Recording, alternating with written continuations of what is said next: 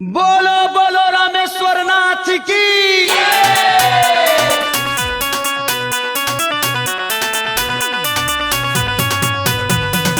माँ Shitala recording studio Bihar Sharif.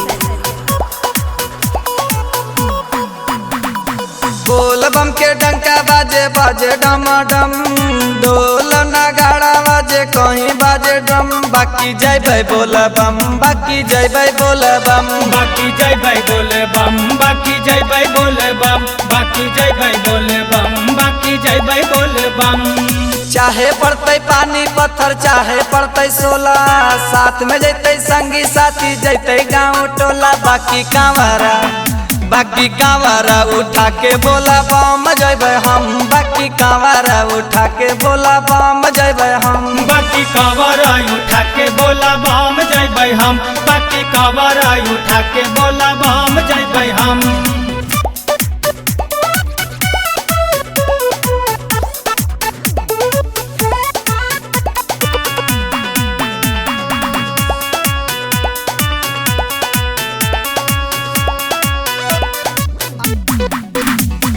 चाहे बिकतौ मछली चाहे बिकतौ खेसारी, केला के बागान बिकतौ चाहे बिकतौ पारी।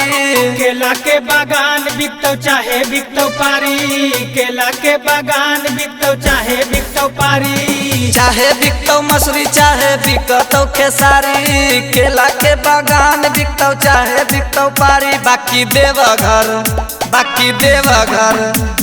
देवघर में जाके जलवा ढार अबौ हम, बाकी देवघर में जाके जलवा ढार अबौ हम। बाकी देवघर में जाके जलवा ढार अबै हम, बाकी देवघर में जाके जलवा ढार अबै हम।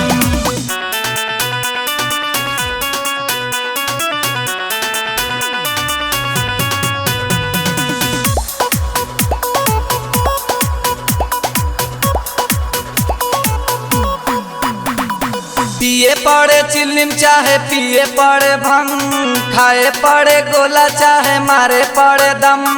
खाए पारे गोला चाहे मारे पारे दम, खाए पारे गोला चाहे मारे पारे दम।